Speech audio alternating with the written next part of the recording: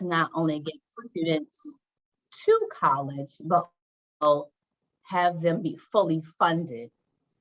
So while we know that some students are not interested in going directly to college, we have those who are interested going directly to career. We want to also think about how we can have those students be fully funded as well and take out as little student loans as possible, if any at all. So to that end, that was sort of the catalyst for this presentation. My name is Ayana Jones. I am the Director of Training here at CollegeBound Foundation. I have been a college advisor with CollegeBound for about 8 years prior to this role. This role, in fact, is a grant-funded position. One of the main purposes of this role is to provide additional training and resources to other community-based partners in and around Baltimore City. So I'm glad that you guys are spreading the word about this event. These events are solely for community-based organizations and educational institutions. They are not for independent educational consultants and folks of that nature. So we just want to put that little blurb out there. I am joined today by Mario Clark. I will allow Mario to introduce himself. Good morning, everyone. My name is Mario Clark. I am the CollegeBound advisor at Achievement Academy at Harbor City. I also worked before then, I worked at Morgan State University as a mission officer for 4 years, and I taught special ed for 20 years at Kent County High School on the Eastern Shore. The agenda for the day, we're going to identify national, regional, and local sources. Of course, we're going to have introductions by our funder panelists between 5 and 7 minutes. And then after all that over, we're going to have a Q&A. And so we'll introduce who's going to be here for the panel as we kind of go through. We want to leave as much time as possible for question and answer. So starting off with our our national resources, FAFSA. One thing that many of us sort of may put to the side, or many of our students and families don't think about in terms of FAFSA, there are Pell eligible certification programs at the community college level. So FAFSA is not just for four-year college students. FAFSA is also for our trade and certificate programs as well. We want to make sure that when we push those FAFSA completion events within our individual organizations or even in our schools, that we do include those career-bound students to make sure that they complete their FAFSA for those Pell eligible certificate programs at the community college level. One of our wonderful panelists, our guest today, is Horatio Alger.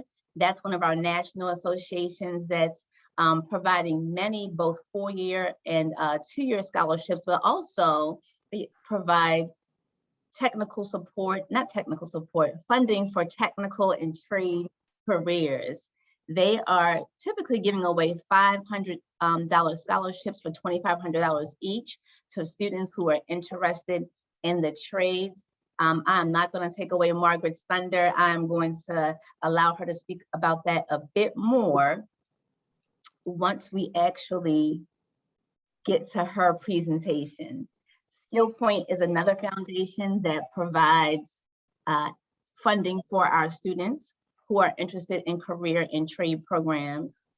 And then, funny enough, the Sean Carter, better known as Jay-Z, the Sean Carter Foundation provides funding for 4-year and 2-year college students, but they also provide funding for career students.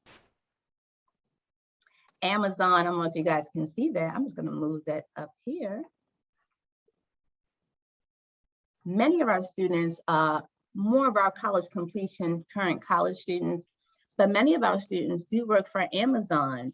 I didn't know until I took some students to the Amazon Fulfillment Centers tour that Amazon actually pays 95% of tuition and books at trade schools for full-time students. Mario, I'm going to bring it over to you for our regional and state programs. All right. Before we get started with regional and state, also in the chat, I put a link in. CollegeBound is having FAFSA help on Saturday, December 11th, to assist students with the FAFSA and all that. So you can check the link, and it gives you more information about the FAFSA help that CollegeBound is sponsoring on Saturday. Now back to the regional and state. I'm not going to talk much about Williamson College of the Trade because we do have a representative here. But I just want to say, you know, $90,000 education for free, and he definitely would tell you all about that and how they can definitely qualify for that. Maryland Higher Education Commission, of course, as we know, got career occupation-based grants and scholarships. You know, Maryland Higher Education Commission, of course, do the GA and the EA grant as well. The Richard W. Collins III Leadership Honor Scholarships. Teaching Fellowship Maryland scholarships as well. Charles W. Riley, the Firefighter and Ambulance and Rescue Squad Member Scholarship Program. If anybody interested in being a firefighter or a rescue squad, they can definitely look into these scholarships as well. And one of the big ones is cybersecurity is a big thing now, so public service scholarship for them. Tuition reduction and non-resident for nursing students. We also have the Workforce Development Sequence Scholarship, and Workforce Shortage Student Assistance Grant Program as well, and service obligations. So we have a lot of scholarships for students to apply for to help to assist them with their career and workforce development. Great. And Mario, we do have a request in the chat. If you could just place that link in the chat one more time for this Saturday's event for us, please. Oh, will do. Thank you. One of these programs we are highlighting again today is going to be that Workforce Development Sequence Scholarship. We are very lucky to have Ms. Jones here from Anne Arundel Community College, and she's going to be speaking about that a little bit later. So moving on again for our regional and state programs, don't forget that Maryland Apprenticeship Programs is a good resource for our students. That really allows our students to be able to work while they train. So for those students that sort of don't want that delayed gratification or need to get that paycheck right away, those apprenticeship programs will be a good option for those students. Of course, one of our partners is the Central Scholarship. Central Scholarship is here, and they're going to be talking about what they can offer students and what that eligibility requirement for students to get that funding for career training is going to look like. And we also want to not forget about our state legislative scholarships. So students can reach out to their delegates as well as their local senator to request funds. We did get confirmation from Senator McCray on a training that we had recently that about 3 years ago, they did make a switch and let us know that the state legislative scholarships can also be used to fund not only 2- and 4-year college students, but for students who are interested in trade and career opportunities. That is a large pot of money that goes, I'm going to say, untapped for the most part. So we want to make sure that we let our students know about those resources. Okay, local, we have the Featherstone Foundation.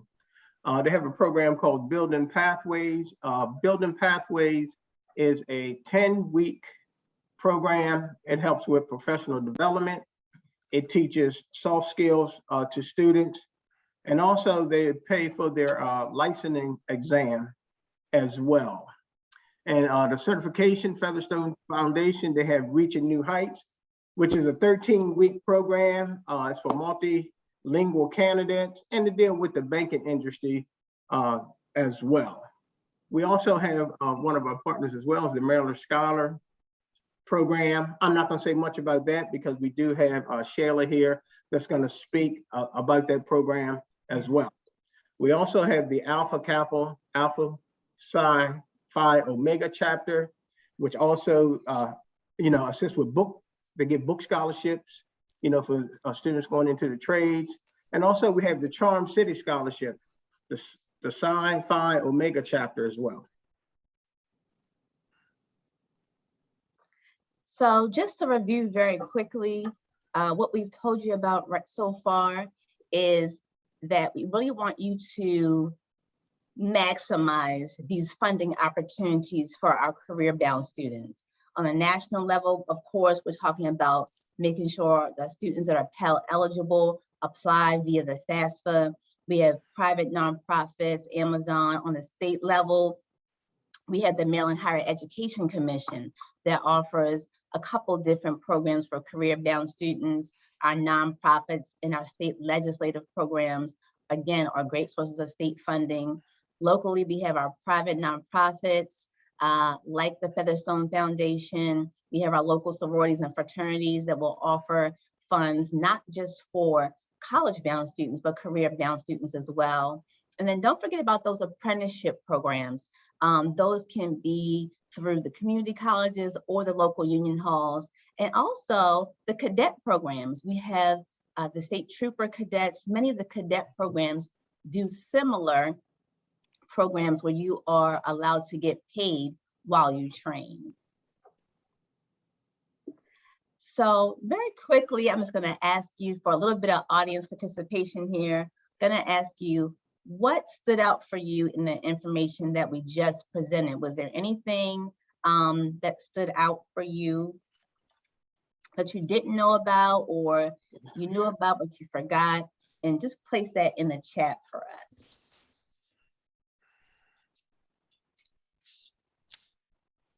Oh, so someone is asking, oh, from Building Steps. Yes, so that's a great question. Everyone who fills out an evaluation, we're gonna go ahead and just send a PDF of this PowerPoint out to all of you guys, so you don't have to try to be feverishly writing these notes down. And where possible, we try to provide a live link in the presentation, so you can just click that on. And as a matter of fact, while Mario, while you are able to read some of those comments in the chat, I'm going to go ahead and drop that link for the evaluation in the chat. Okay, so I will go ahead and read. We have a question here. I had no idea there was a connection tied to Sean Carter Foundation. Yes, and who was mentioning that? That was me. Oh, Mr. Akbar. That was me. Yeah, so I saw a number of the organizations, and I've heard of a good number of them, most of them, but you know, when you mentioned Sean Carter's Foundation, I knew exactly who it was, but I had no idea that there was a connection there. So it's pretty cool that they, you know, obviously have some dealings, and obviously post-secondary, you know, technical career components. I thought that was pretty amazing in terms of that aspect. So yeah, a lot of philanthropy out there that probably just doesn't get the same level of attention as maybe some of the negative things. So that's a good point that you made there. I just dropped the link in the chat to the evaluation, just so you guys can have that up front. And any other questions or comments before we move on? Okay, we have Mr. one. Wilson? Yes, we have just a comment. Target just started their program for college and trade school as well. Full-time employees, they pay for tuition. Target, that's good to know. I wasn't aware of that.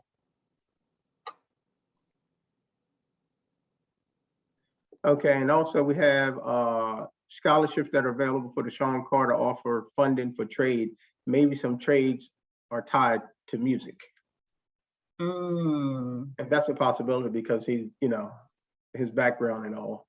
Correct. And then we have the variety of options for scholarships is impressive, and I've forgotten about Central Scholarship Bureau. Yes, well, we are hoping that doesn't happen again after today's presentation. So thank you guys so much for your participation and your comments. So what you've been waiting for is that time. We have our scholarship panel here, and they're going to go in alphabetical order. So you see them on the screen.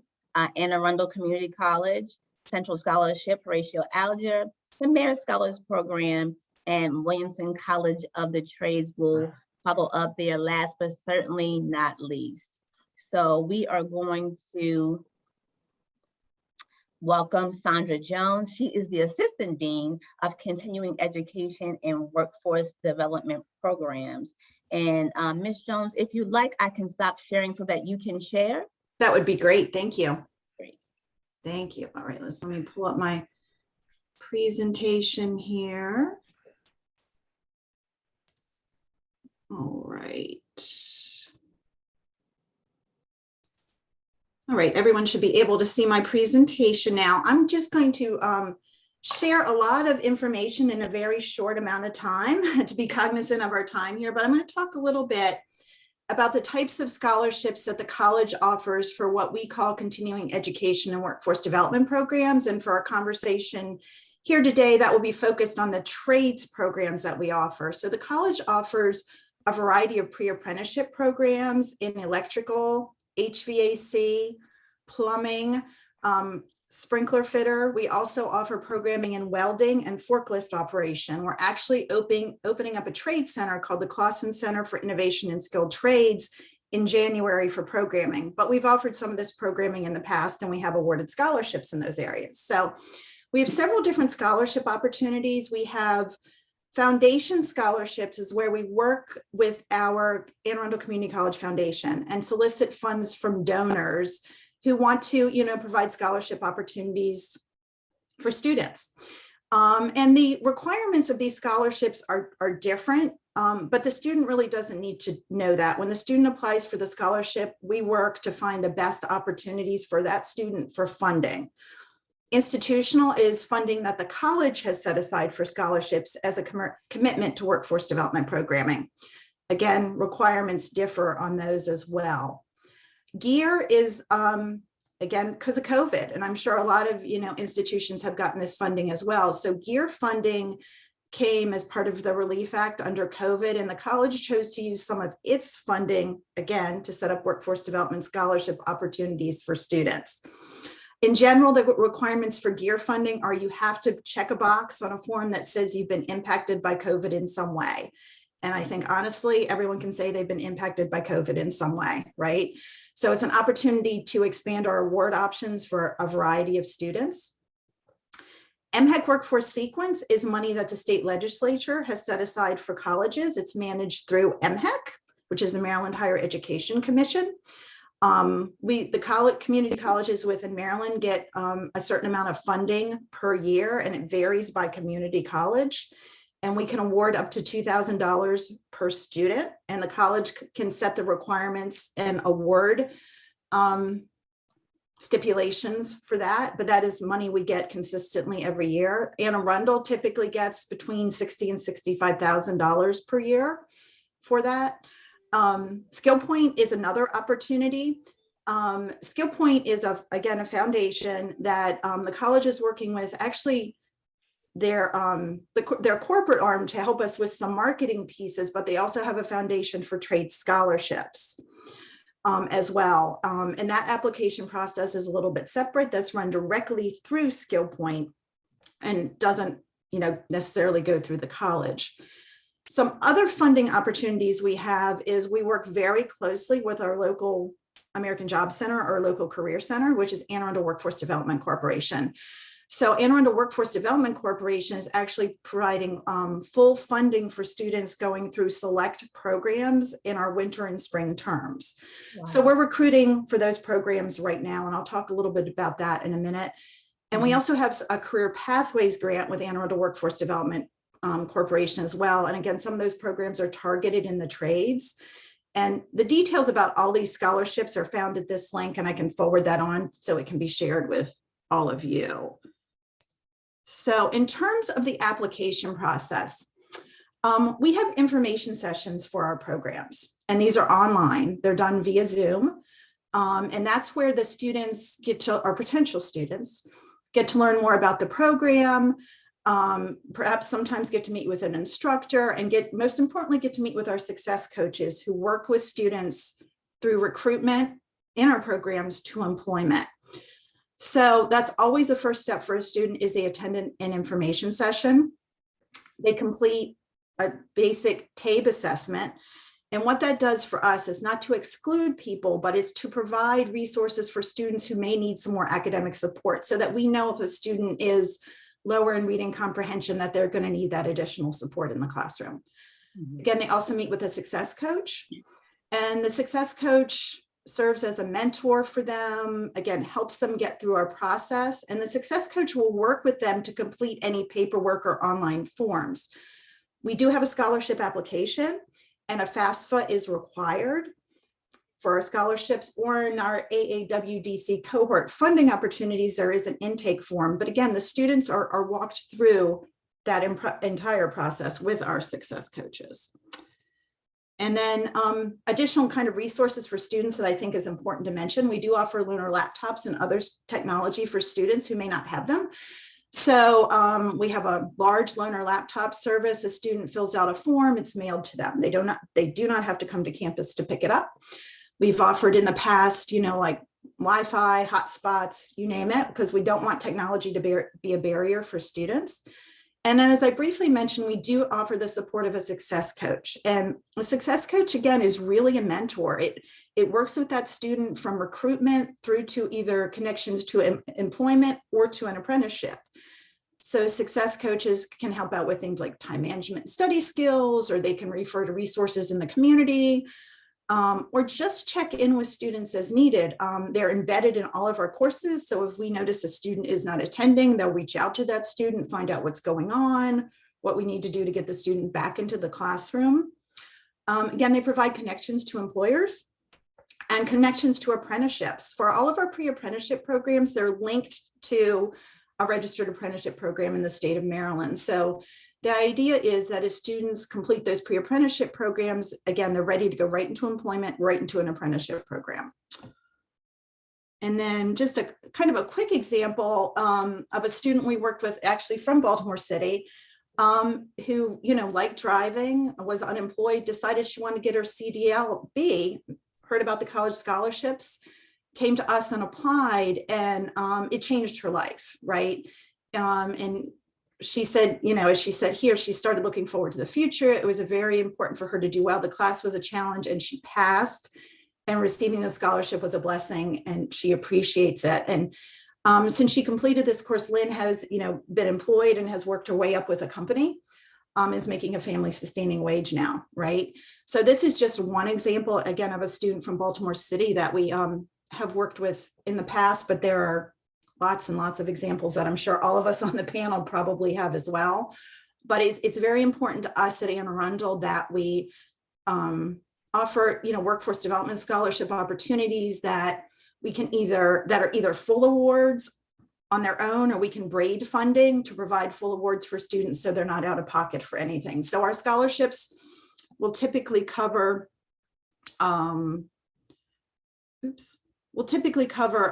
tuition fees, license fees if they need them for like a CDLB license, scrubs if it's an allied health program, really anything that you can think of so a student does not have to come out of pocket.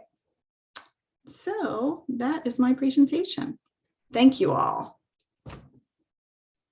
Thank you so much, Sandy. And I like what you said there about the ability to sort of stack that funding to make sure that they're fully funded. We will have time at the end for questions and answers. If you have any burning questions, please go ahead and put that in the chat. Any burning questions right now for Ms. Jones from Anne Arundel Community College? If not, we'll go ahead and keep this train moving. And again, if you think you may forget the question, don't worry about that. We can circle back in the chat. No questions? Okay, great. So we're going to go ahead and move forward. We're going to go ahead with Central Scholarship. And Ms. Wise, I'm going to let you introduce yourself while I pull those slides up for you. Okay. Good morning, everybody. I'm kind of having a full circle moment while I'm here today because I started my higher education career with CollegeBound Foundation years ago. And once I left there, I actually went to Anne Arundel Community College for a few years. So I was working there as the Enrollment Services Office at Arundel Mills. So I'm familiar with both programs and both organizations. So I'm excited to be here today. I'm very new to Central Scholarship. I started last week, but I've been familiar with their program for a long time. And I am their senior programs director here.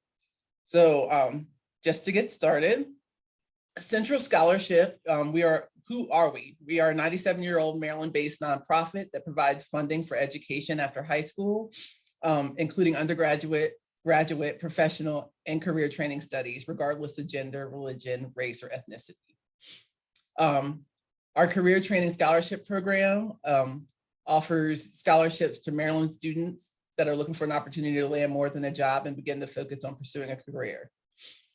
Through career training programs, many of our scholarship recipients enter fields with opportunities for advancements that allow them to develop goals and plan for the future. Our application is available year-round, so it opens on January 1st every year and it closes on December 31st when we transition to our new application for the upcoming year. Where can the scholarships be used? Applicants may apply for funding to any non-degree certificate programs of their choice in any field at a community college or private career school, but all of the programs are vetted by Central Scholarship, meaning that if a new program comes up that nobody's ever heard of at a new program, we just have to make sure that it's a legit program at that institution so that we can fund it if a student chooses to pursue something like that. How can you apply? The online application can be accessed by visiting our website. The link is on the form, but you guys can't see it. So I'll share it also through the chat, but applications are also reviewed on a rolling basis every month. Now, we do have some eligibility requirements for our program. Students must be a Maryland resident. They have to have a high school diploma or GED. And they have to plan on it to attend a non-degree certificate program or community college or private school, career school program. And there's an income requirement of $66,000 or less. Students that participate in our program are also eligible for what we call we have emergency funding for students and opportunity grants as well. So if you receive funding from us, for career training or one of our undergraduate or graduate scholarships or loans, you could also apply for emergency funding from us if you need it at some point, or opportunity grant funding, which helps for additional personal enrichment opportunities outside the academic world. So those are also options for our scholars that participate in our programs.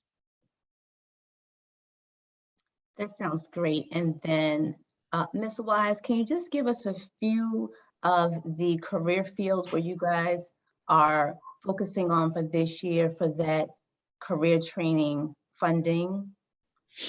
So a lot of people do healthcare, IT. We have a lot of course, nursing and transportation industry, but we know there's a lot of up and coming fields as well that because of the workforce development things that we're also looking at funding going forward. We've seen things with the medicinal marijuana industry that might be funded in the future, where they talk to our board and things like that, because they have training for that at some of the community colleges like Howard.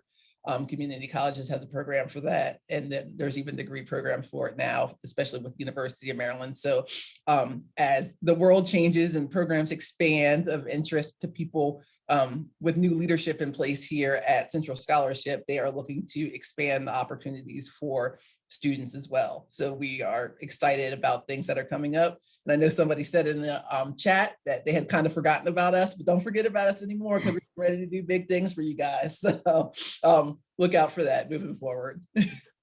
Okay, we have a burning question in the chat for you. Can someone who has a BA or master still apply for one of your scholarships if Yes. they are changing fields? They can apply for one of our scholarships. Having a degree previously does not prevent you from it, because we know things happen, layoffs happen, industries change, and people want to get back in the workforce quickly. So no, that does not affect whether they can apply for a scholarship or receive a scholarship or not. And since we review scholarships on a monthly basis, there's no set deadline. So if somebody decides they want to start a program in the middle of what might be a semester, I know a lot of Con Ed programs run in shorter sessions than what a traditional semester would be.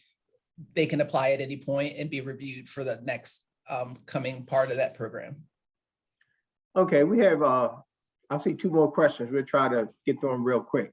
Is the application still essay-based for these applicants? There are still essays on these, but not as many, and we've condensed them and they get to choose what they want to answer for those questions now. Can undocumented students apply? Currently, no, undocumented students cannot apply. However, that is not something that is completely shut down. I know that we're trying to reorganize some things, even as far as income requirements go, to change moving forward, maybe increasing them because of the cost of education increasing. But undocumented students can't apply right now, but that's something that we need to reevaluate going forward. Okay, we'll do one more question because we know we have other people need to talk. But real quick, do students have to be at the start of their educational career to apply? No, they don't have to be at the start of their educational career to apply. They can apply at any point. Okay, I said there is one more question. I hope you don't mind we take this one more question. Okay, it's for, we'll do this at the end, it's for Anne Arundel Community College. So we'll circle back and do all these questions at the end because we want everybody to have a chance to present. Okay, great. Thanks so much for that, Mario. And thank you, Ms. Wise. That was a lot of great information. You said medicinal marijuana. Is that what you said? Yes. Very interesting. I'm sorry, I had to raise the eyebrow on that one, but that's very, very interesting. Thank you so much for that. And we're going to just go ahead and follow along our agenda, and we're going to welcome Horatio Alger Association. Hello, good morning, everyone. My name is Margaret Johnston. I'm from the Horatio Alger Association. I'm the manager of scholarship administration here. I'm also a newbie. I've only been in this position for a few months. And we were a last minute add to the program, and I really appreciate Ms. Jones extending the invite. So I'm going to go ahead and share my screen. Okay. Is everyone able to see that? Okay, perfect. Thank you. So I'm going to speak a bit about our career and technical education scholarship opportunities. We do award 500 annually, and we are looking to increase that number. They are $2,500 awards to be spread over the extent of your program, whether that's 1 year, 2 year, 3 year. And really as far as the eligibility requirements here, we're looking that you have a high school diploma or GED or equivalent. But you can start applying in that end of your senior year, if this is the goal that you have for yourself. Attend a non-for-profit post-secondary institution, Pell eligible, under the age of 30. So if you're doing this a little bit later, 24, 25, that's absolutely fine, and be a citizen of the United States. Our application, we just closed up the last of the fall round, and our application will open back up March 15th.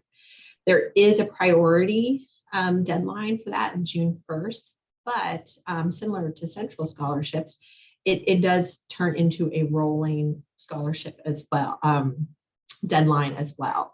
So still opportunities even after that June 1st deadline. What I love about our program is that similar to other programs, we do also offer some emergency funding if any of our scholars fall into that kind of situation. And we do allow for, we know life happens, and sometimes you intend to go the following semester and it doesn't work out. Well, as long as we're in this constant communication with our scholar, at the end of the day, we really just want to help that scholar be as successful as possible.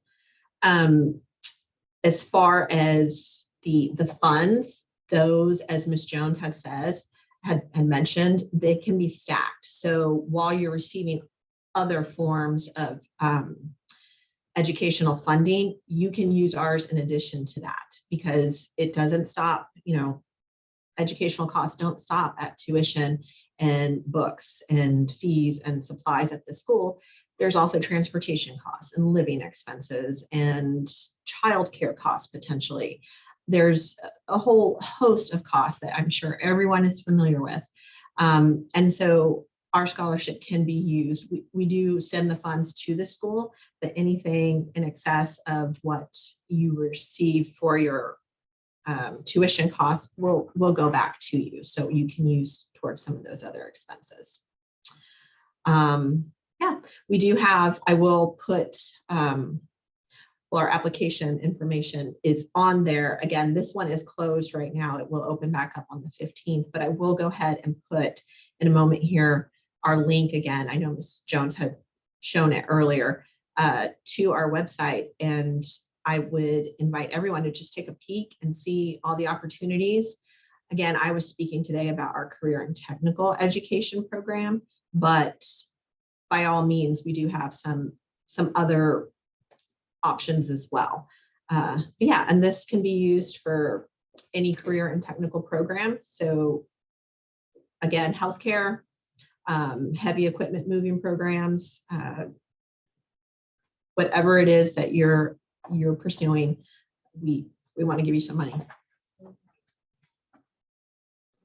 We like that. We want to give you some money. Yes. So before we move on, any burning questions for Ms. Johnston?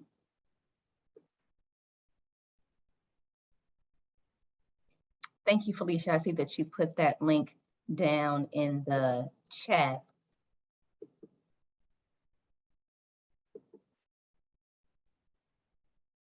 Okay, so that was Margaret Johnston. She's the manager of scholarships for the Scholarship Administration for Horatio Alger. So next we will be going directly to Ms. Shayla Alvelo, a longtime friend of the CollegeBound Foundation. Shayla is here with us, although Aries Reed is the director of the Mayor's Scholars Program. We are so glad that Shayla was able to get with us today. She is the recruitment and admissions operations coordinator for the Mayor's Scholars Program, well, for BCCC. And Shayla, did you want to share your screen, or did you need to share your screen at all? Please, thank you. Or you should be able to have that capability now. All right. Can you all see my screen? All right. I'm not going to go too in depth with the presentation because I do know we have 7 minutes. Thanks, Ayana, for the presentation. It's a pleasure to be here. I'm always excited to work with CollegeBound. These are my folks. These are my people. We talk, we text every day. I appreciate you all for being there. It's the amount of support our college gets from CollegeBound is amazing. And I wanted to continue to build the relationship. So thank you again for having me here. The Mayor's Scholars Program is an exciting opportunity that was created about 4 years ago, 4 to 5 years ago, I believe. I think this is the 5th cohort. I can't exactly remember what cohort we're on, but it was an amazing opportunity, a partnership that we started with the Mayor of Baltimore, and we're still continuing it. It's offering free tuition and fees to high school graduates of class of 2022. So every year the class changes, but it's free tuition and fees if you live in Baltimore City and if you graduate class of 2022, whether you're a GED recipient or whether you are a high school student with a high school diploma. The only requirements is those 2 things. GPA requirement, doesn't matter. We don't care what your GPA is as long as you graduate. Again, this is just repeating. It is a last dollar scholarship, so students do have to apply either for financial aid or MISFA. We ask them to apply as soon as possible. The amazing thing about this scholarship, which really excites me, is that it's giving the opportunity for our immigrant students that don't have a social security number to apply to this scholarship. It's a unique opportunity. I don't know that any other college does have it. Excuse me, Anne Arundel, if you do.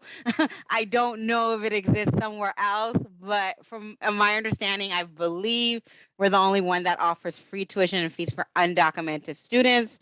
So if you have a student that is having a problem, you know, with financing their education and they're undocumented, they live in the city, they're graduating, send them to me. I can help them. It does not matter if they have a social. Again, the other thing that doesn't matter is what school they went to. So if they went to a private school, if they went to a homeschool program, it doesn't matter, public, private, as long as they meet those two requirements, they are in. They do have to participate in a mandatory summer bridge program. This is an opportunity for them to build on their English skills over the summer and to go over an orientation, like a pre-100 class. And it doesn't matter if they're going to the workforce program. This is the most important part that I want to talk about, and because we're talking mainly about workforce, right? We're talking about how can we get these students ready for, you know, free training. How can they get these funds? This includes workforce training. So it's not only an opportunity that's going to cover a certificate or associates on the credit side, it's going to cover workforce training, which allows them to finish their education in under a year to get into the field and go to work. If they decide to do the workforce training, they'll be put in a different kind of class over the summer. They won't take the credit classes. They'll take a special workforce program over the summer. For the students that are in the credit aspect, they do have to maintain full-time status and a 2-point GPA and above. The students that are working on workforce, they have different requirements to maintain the scholarships, but they do have to keep participating in all their program work. Summer Bridge is paid through YouthWorks, whether they're in workforce or credit-bearing programs. If they apply to YouthWorks, they can get a stipend for the summer. So if you have any students that are interested in getting paid, please have them fill out the YouthWorks. If you have a student that is not eligible to work in the United States, we have our stipend opportunities through We Are CASA Maryland, which offers them a stipend for the summer. So like I said, this is a unique opportunity and it is very important. The information for CASA Maryland is right there. Feel free to jot it down. It's an important resource for, you know, our immigrants in Baltimore City. Well, how do they apply? They fill out a Baltimore City Community College application. There's a little area where they select under special programs and mayor scholars. And they really just have to identify that there are class of 2022 and they live in the city. If they graduated class of 2021, do they qualify? Yes or no? Anyone want to say? Do they qualify? I don't know if somebody's typing in the chat, but no? Yes? We have a no in the chat. Okay, exactly. If they graduated, they don't qualify for this. They have to be a new graduating senior. Every year, it's a new graduating class. They can start off with workforce, and if they want to continue on to a certificate or associate degree, they can. It also is unique in the sense where we're offering English language classes for free as well.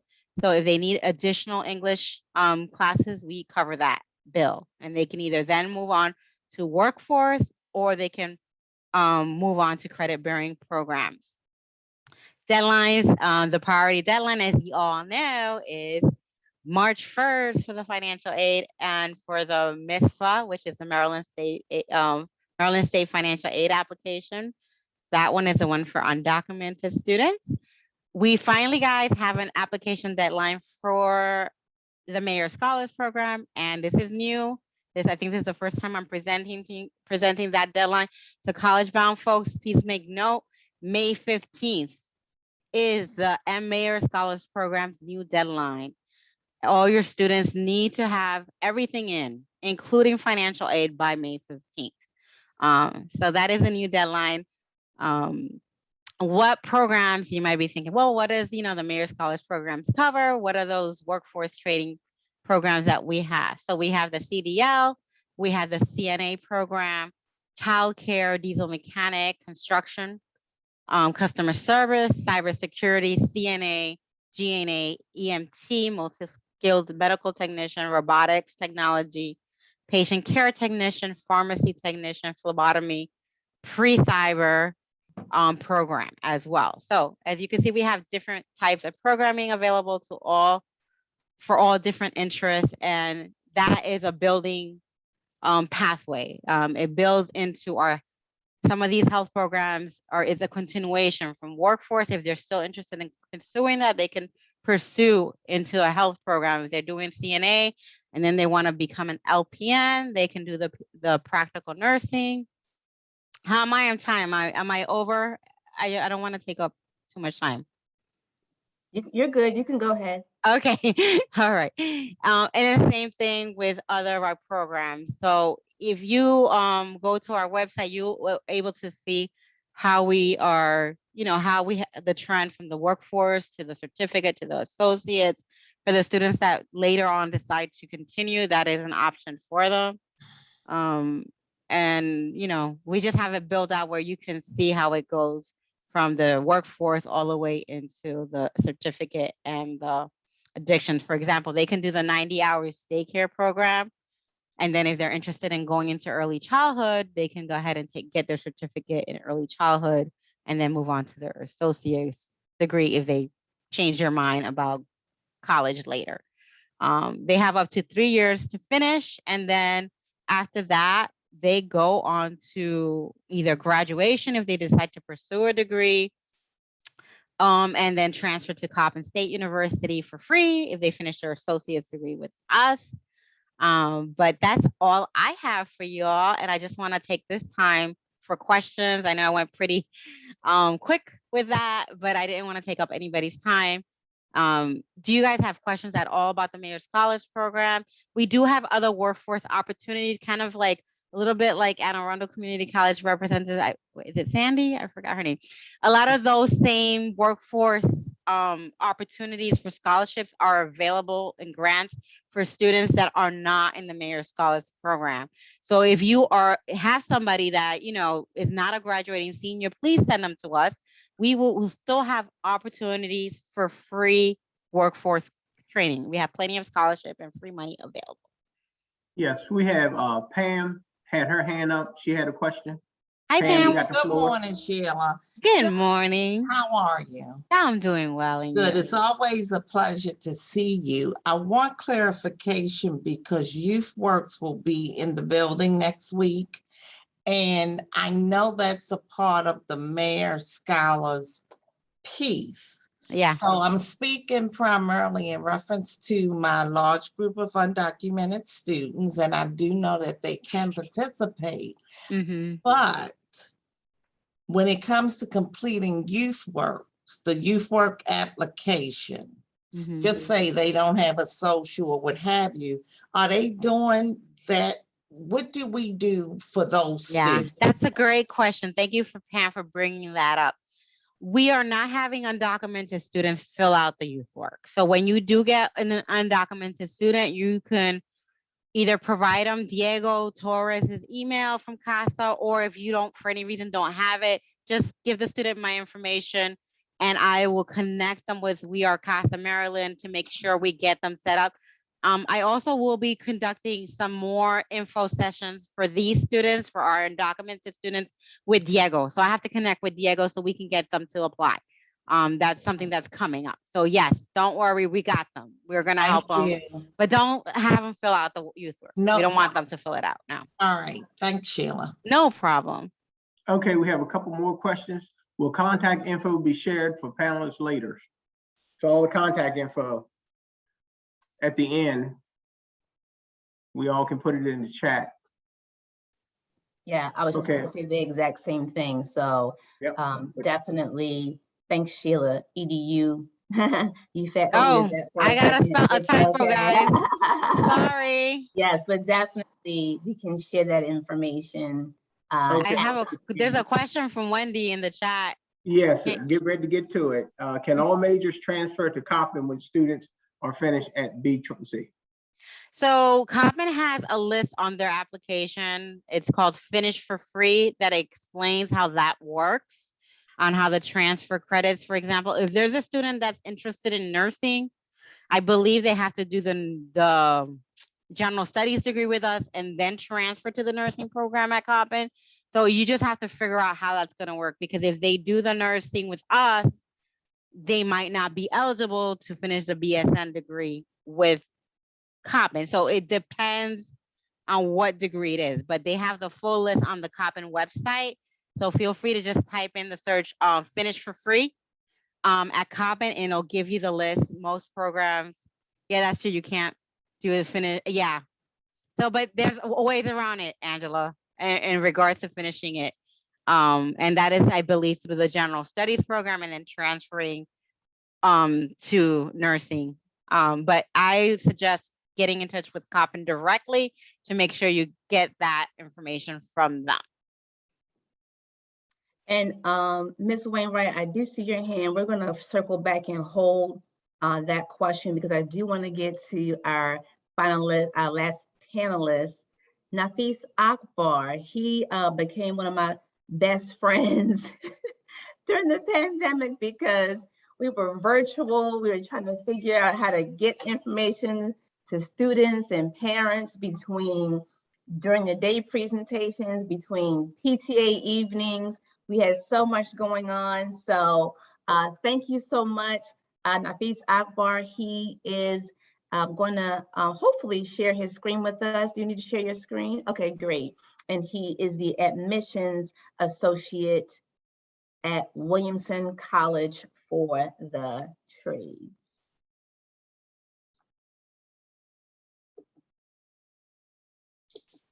All right. So first and foremost, I want to thank you all for your time and attention, and special thanks to the presenters for all the vital information. It is appreciated.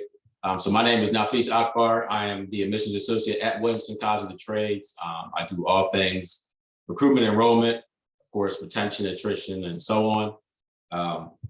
Our job here is to inform and educate prospective students on all the opportunities that we have here. What you see in front of you is a one-pager. This is not the usual norm. We just kind of keep this on the side for limited time presentations. Typically, I would go for a little bit, but of course, due to respect of everyone's time, we were just going to keep things brief. I am going to touch on a great deal of information. Please feel free to screenshot that one pager in front of you. You are welcome to share it with any parents and students, faculty, and staff that you so choose. There's a QR code there at the bottom that takes you right to our website, williamson.edu/admissions, and things of that nature. I also slightly bigger, please. I apologize. Can you Slightly make that slightly larger, if at all possible? Let me see if I can. Is that small for anyone else but me? Let's see if I can do that. Thank you. I don't know if it's getting larger, I hope. Yes, it is. Thank you. Okay, it is. All right, good. Okay. And if anybody needs it, just send me your email. I could certainly, throw it in as a PDF attachment. That's not a problem either, or anything like that. So one thing I wanted to open up with first and foremost is the no cost versus free component. We used to be called Williamson College Free Mechanical Technical Trade School. That's what we used to be called. We are now just Williamson College of the Trades. The reason why we took free out is because it was not exactly free. I'm going to explain exactly what our no cost component means in just a moment here. So what we offer to our students is a no cost tuition, room, and board opportunity. And the exact price point of that is $99,540. That's the cost for one student to go through our 3-year program. So you may ask, how in the world are you paying for one student, let alone 270 students, which is our population, to go to the school for free? So our founder, Isaiah Van Sant Williamson, 133 years ago to be exact, back in 1888, designed and developed what will become Williamson College of the Trades. He took his last $1 million and put it into an endowment, which of course is a lot of money back in 1888. Still a little bit of money today, but it's especially a lot of money back then. And we have grown that endowment since then. So we have we have donors, we have vendors, organizations that we work with in partnership with. We raise money each and every year. For all the things that we have to do, we have to raise money because of course we're offering that no cost tuition reward opportunity to our students who are accepted into the program. So that's how it works in terms of no cost versus free. So you may ask, okay, well, if it's no cost, what is the student paying for? So books, fees, clothing, tools, and supplies are what they pay for out of their own pocket, and those materials belong to them 100%. It's about an average of $1,300 their first year. And each year that they are here, which it is a 3-year program, that cost goes down. All right. So that's how it works in terms of what they pay for. Now, if there's an outside scholarship that we receive, say from an organization or the high school that they go to or anything of the sort, they can use that money towards those books, these clothing, tools, and supplies. And then, yes, it would become absolutely free. So I just wanted to kind of break that down, just so everybody was in the know in terms of how our no cost component works.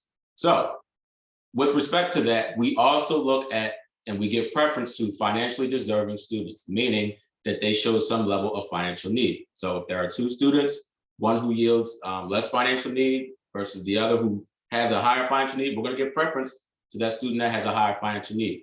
All right, in that regard, that is what the school was built off of. That's our top priority.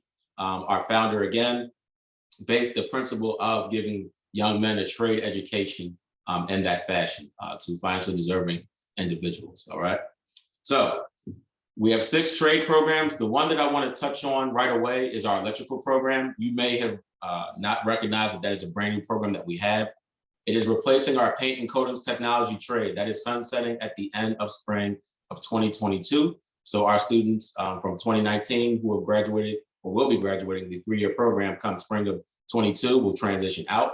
We literally will take that paint and coatings technology shop and we will convert it into an electrical program that will start in the fall of 2022. In conjunction with that, our electrical program is going to specialize specifically in this concentration. It will be commercial and residential hardwiring and circuitry.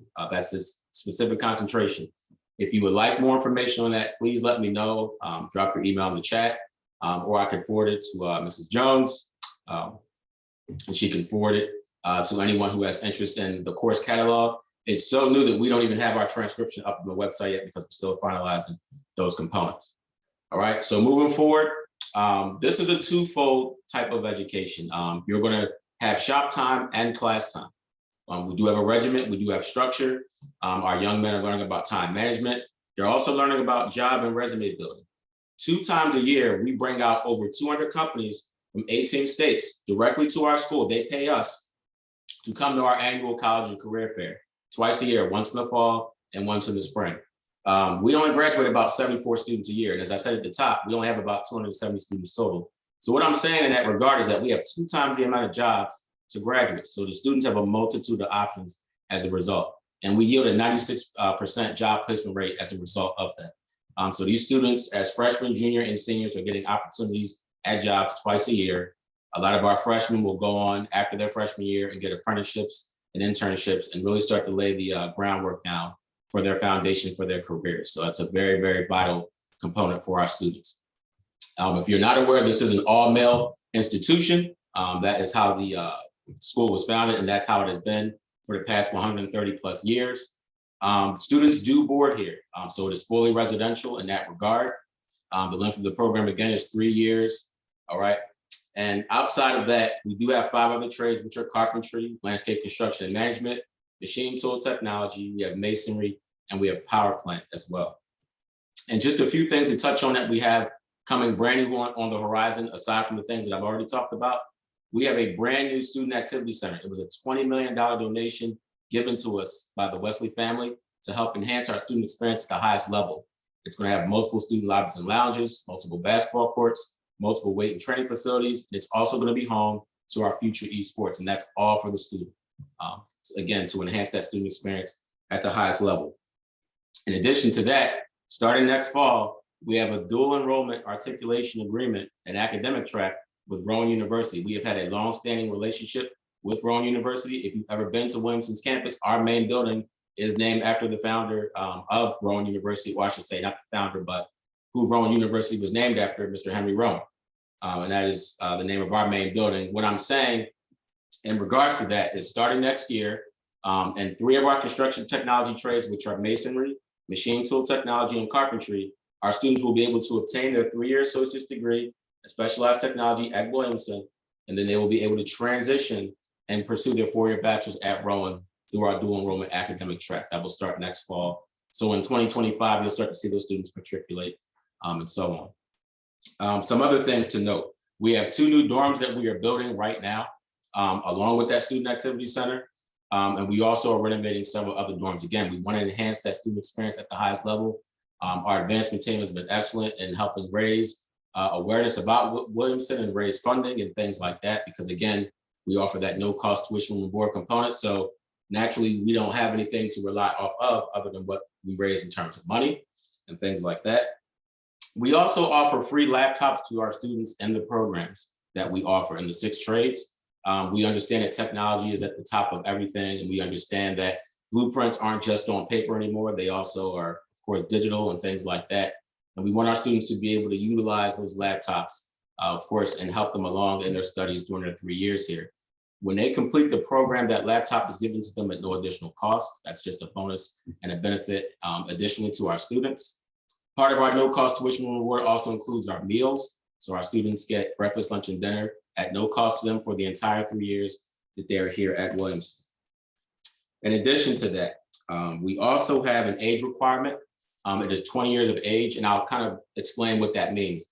So if a student is applying to Williamson, for example, for fall of 22, his 20th birthday cannot be before June 1st of the year that he plans to enroll. So for example, if someone was applying for fall 22, which is next August, and let's just say his 20th birthday fell on May 31st, he would be too old to attend Williamson. So you cannot turn 20 before June 1st of the year that you enroll.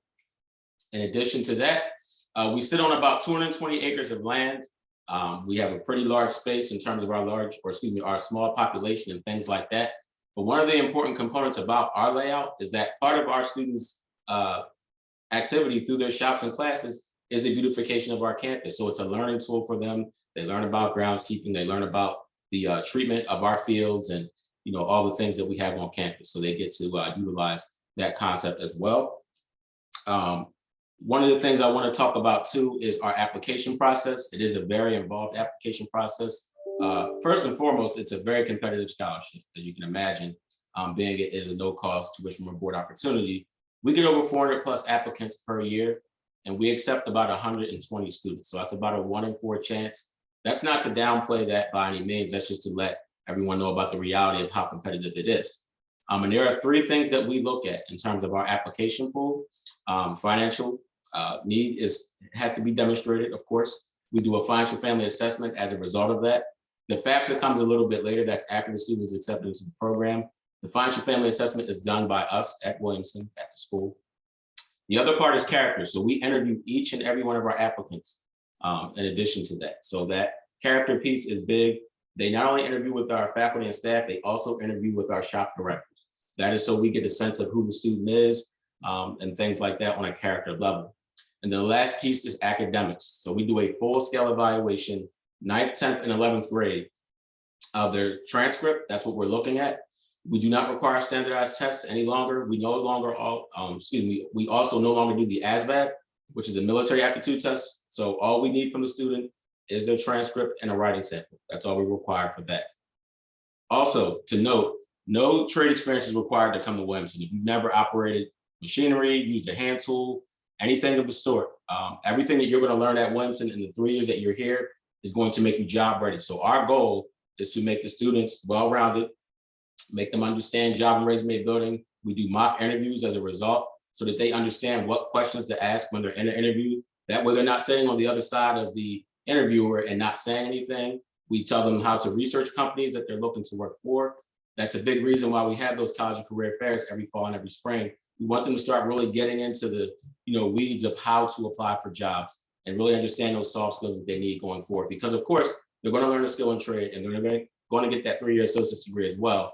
But there are those intangible components that they need going forward and that we feel and deem are very important out in the working world and things of that sort.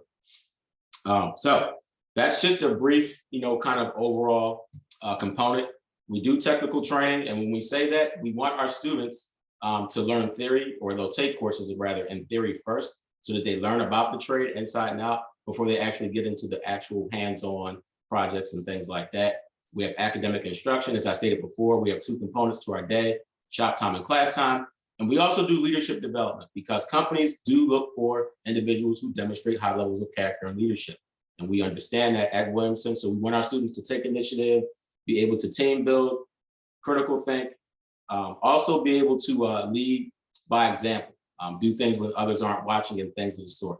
We want our students to really be as well-rounded as possible when they come out of this opportunity and things of that nature. And we just want our students to understand that they have to be fully invested in this opportunity. So one of the questions that we ask our students is, are you applying for this opportunity for yourself, for your parents? And we ask that specifically to ensure that our parents, or excuse me, our parents, that our prospective students are an understanding of this opportunity and that they want it, because it is a very unique opportunity in that regard. So outside of that, there are 3 things they must do in terms of our application. One is the application, of course, itself. I'm going to send the link for that in just a moment. The other part is an applicant day. We have 1 date remaining. There were 5. We've already covered 4 of those. That is a mandatory requirement for our students. They must come to an applicant day. Our last and final applicant day is on January 21st of 2022. That also coincides with our application deadline. So everything that we need from the student must be completed by that date as well. They also must complete or must come to an interview that's usually 3 weeks after the applicant day. That was what I was talking about a little bit earlier when they interview with our shop directors and our faculty and staff. So I will drop a link for that as well. I'm going to, cut this short again, because I don't want to take up too much time. I think that I covered everything that was, pertinent at this point. Again, I want to thank you all for your time and attention. I hope this information was beneficial and vital. I'll leave this time for any questions that anyone has, and I'll drop those links as I instructed just a few moments ago. Thank you guys again. Thank you so much, Nafis Akbar. He is one of the admission associates at Williamson College of the Trades. We do have quite a few questions in the chat. Excuse me, Nafis, if you can stop sharing, then we can. Thank you so much. And we will go ahead and go to some of those questions. I'm gonna try my best to take them in order. Kim Jolly, are you still there? Yes, I am. Did you want to ask your question very quickly? I think he answered it. Okay, Yes, but great. And then I think I also saw a question you had for Ms. Jones about transportation to Anne Arundel. I did. Do you mind me going to her quickly for that? Sure. So Ms. Jones, I was just wondering about transportation down to Anne Arundel Community College for kids from Baltimore. Are there options other than them driving themselves? Do you have students who, have found a way? Honestly, the best option comes through, again, working through whatever the local career center is in Baltimore City and getting access to supportive services for things like Uber rides and things like that. We all know the transportation out of Baltimore City down to Anne Arundel County is horrible in terms of the bus piece of it. It takes forever. So really the best option is like working through the Career Center, the American Job Center, the Mayor's Office of Unemployment, whatever it might be, to get access to those supportive services, to get that support in terms of like Uber vouchers and things like that is what I would recommend. Okay. And pestering our public servants for transportation. Correct. Yes. Okay, great. And next, Joanne Briscoe, I saw that you had a question. Did you want to unmute for Williamson College of the Trades?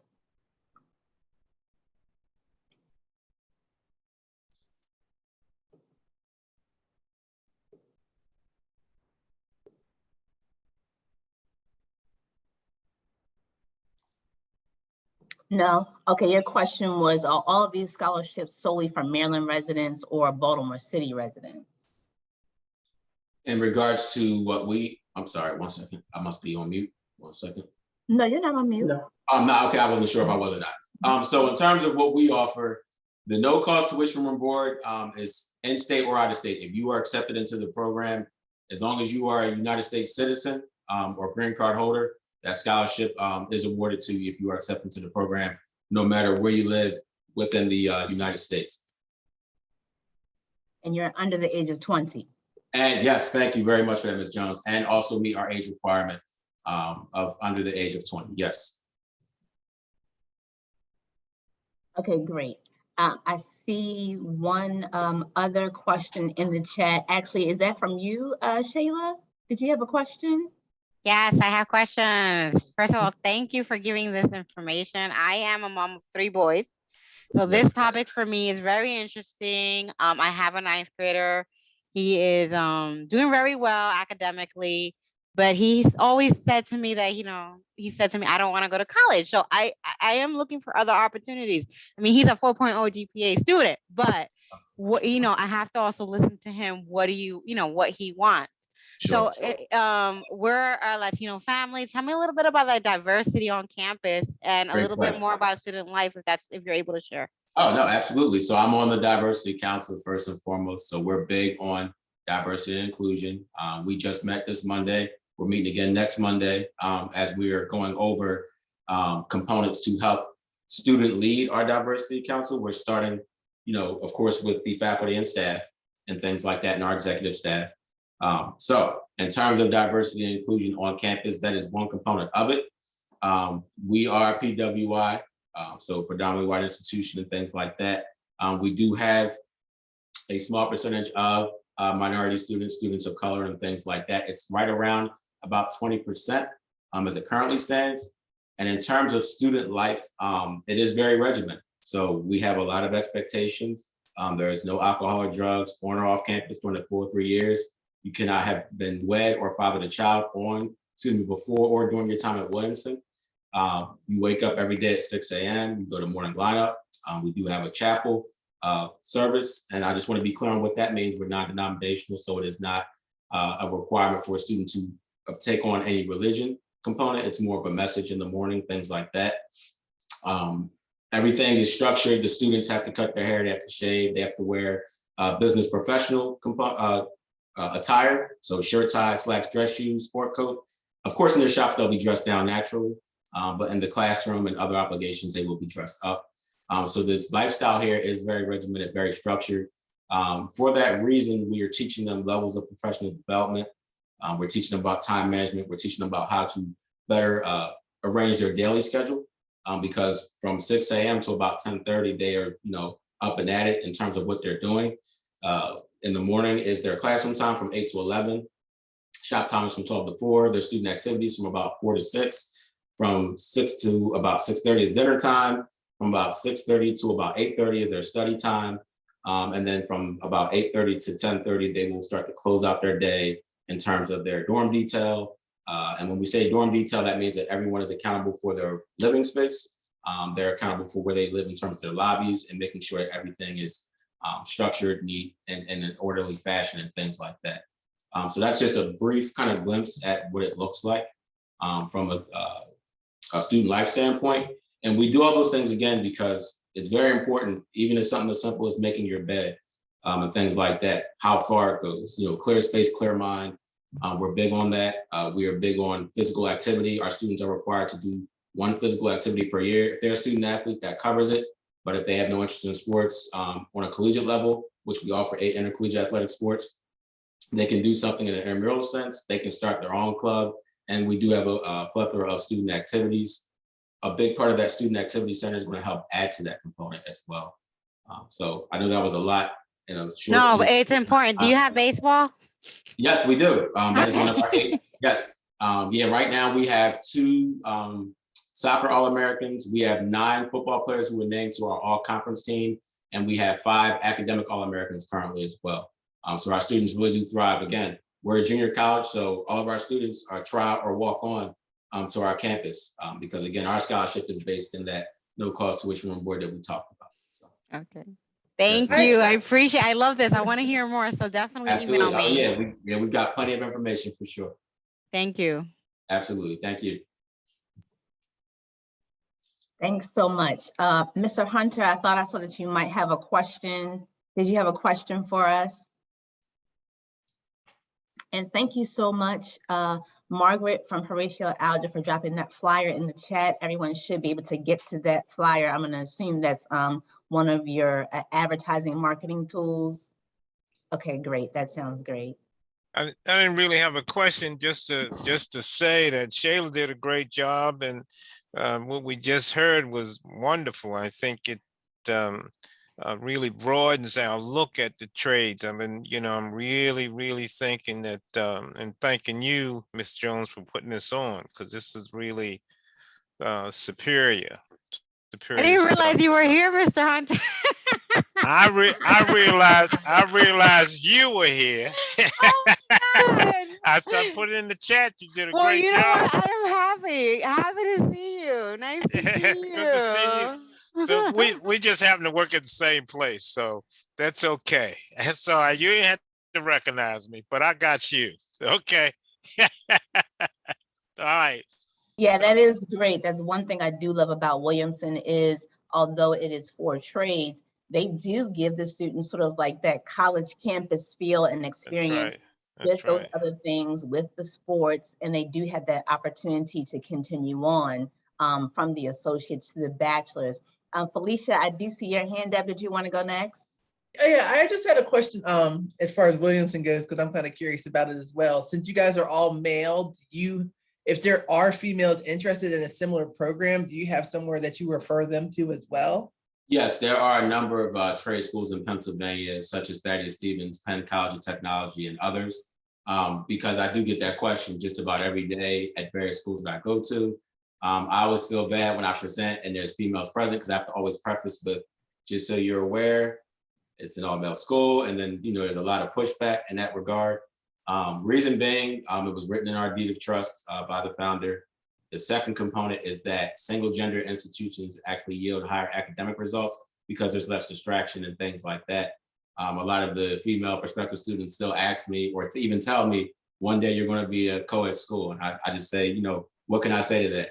It's just the way we're designed and that type of thing. But that's a great question. We do refer them to our schools who are similar to us and things like that, because there are opportunities for women as well. So I'm a big advocate of that, even though I work at a school that is just based in all male components. Right. Thank you. Thank you, ma'am. Appreciate it. So that was Penn College, Thaddeus Stevens, and Yes. okay. There's a few others. Those are the two that come right off the top of my head, because those are the two that we kind of I wouldn't say interact with, but that we kind of keep in communication with here and there, because we see each other a lot at various events, college fairs, and the like, respective high schools that we may go and present to, and things of that nature. But those are two in Pennsylvania that are vastly much larger than us. Like, for example, Thaddeus Stevens has, I think, like 25 programs. We have 6. So Wow. they're very broad in terms of what they can offer. But again, a much bigger school as well, and that type of thing. Wow. That's Yeah. wonderful. That's great. It's Absolutely. good information to have. For Ms. sure. Templer, you can go ahead and unmute if you'd like. Sure, yeah. So I'm just curious about one of the application requirements at Williamson. Since you asked for transcripts, I just wanted to get a sense, sort of a ballpark sense of what is the GPA that you all are looking for, since you're somewhat selective. Yes, so we don't have a GPA requirement. So what I mean by that is, when we do that full scale evaluation of the 9th, 10th, and 11th grade year, all we're ensuring is that the academic fit matches the course curriculum here at Williamson. So we have to make sure that if that student, say, struggled in 10th grade, but maybe excelled in 9th and 11th grade, that doesn't get held against them. That just means they may have had some challenges for whatever reason, whether internally or externally, and things of that nature. But there isn't like a GPA threshold, if you will. We just do that full scale evaluation to ensure that that academic course load that they take in high school helps them prepare for what we offer at Williamson, because we do have a heavier course load in terms of our shops and our classes here during the time with their students. Thank you very much. I appreciate that nuanced approach, and I wish that all colleges would look that closely. Thank you. We appreciate it. Thank you. And I have a quick comment question, Mr. Akbar. Yes, ma'am. You all have a bit of an earlier cutoff in terms of your application deadline than most trade programs, because I believe you guys did, at least last year, require a campus visit. In our last few moments that we have here, could you just briefly tell us about that piece and when your deadline is? Absolutely. Let me actually show you, because that will be a little bit better. This way you guys can all see it. So I'm going to share my screen again, just so you guys can see it. So what you're looking at right now is our website, williamson.edu. when students go to make that application, make the reservation for an applicant day, this is what they're required to do. So they'll go to our Williamson page. You'll go under admissions and aid, and you'll click the fourth tab where it says admissions, or visits and events. And once you do that, it's going to take you right here to where it says college tours and applicant days. Don't worry about the college tour because that's built into the applicant day. And one thing I want to make clear about the applicant day is that it's for our seniors only. So that's to say that our underclassmen that have interest have to wait until, of course, after their junior year. One thing to note in that regard is that students are able to, going into their senior year, apply after August 1st of that particular year. So for example, for fall 22, it was August 1st, 2021. For fall 23, it'll be August 1st, 2022, and so on. So the applicant day is a mandatory requirement, as I stated before. If they only do just the application and do not attend the applicant day or the interview, they are not considered for the opportunity. They must do all three things: the applicant day, the application, and the interview. So that's how the process works. Our application deadline is January 21st. Our selections go out by physical mail by March 4th. So if a student, prospective student, does not receive an admissions decision by that date, they can contact us and we will send it to them digitally and things like that.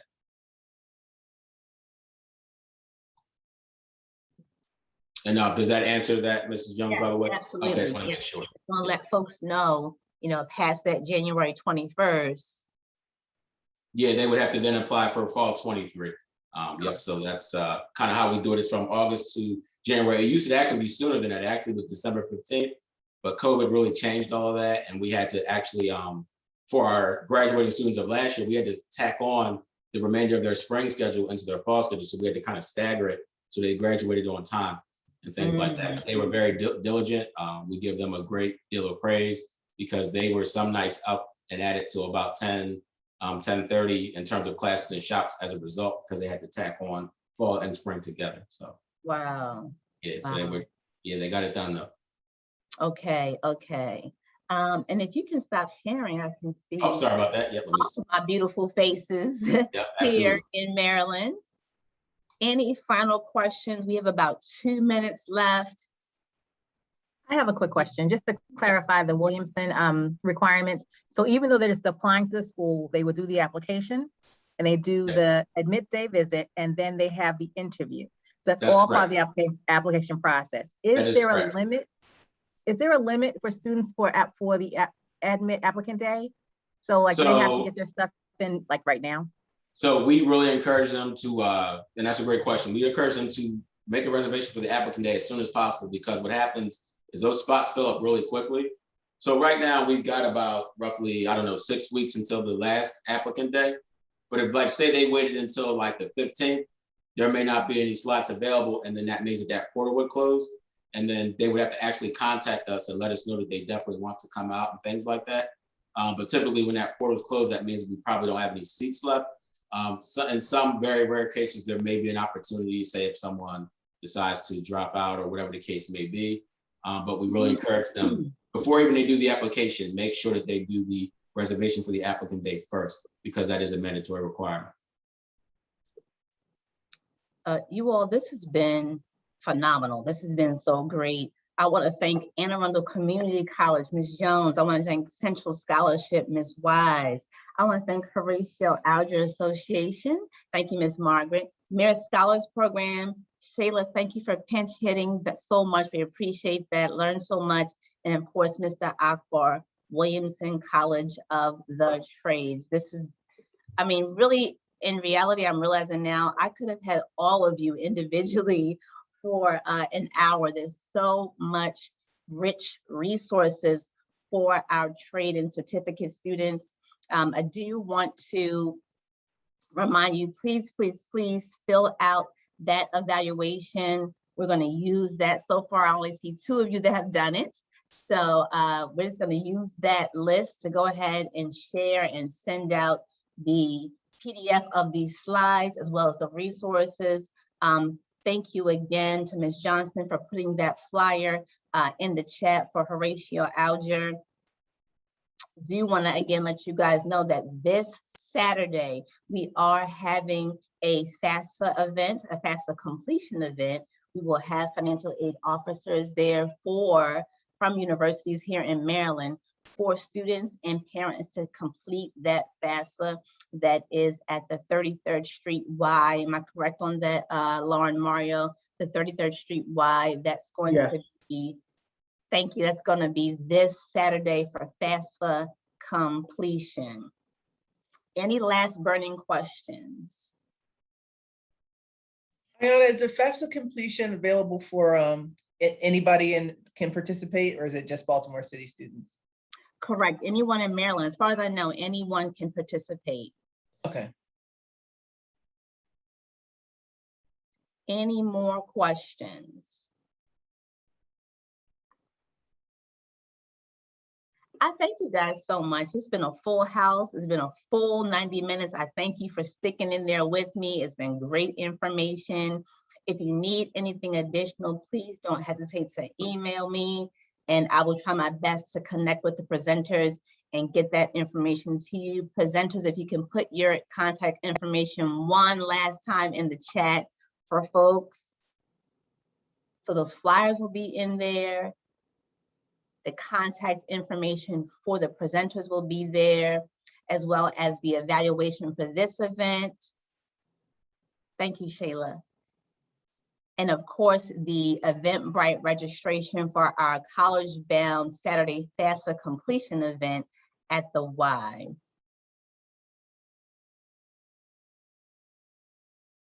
Great to see all of you.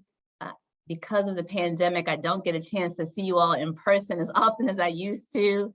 So just so nice seeing all the faces. If you need anything additional, please, please, please reach out.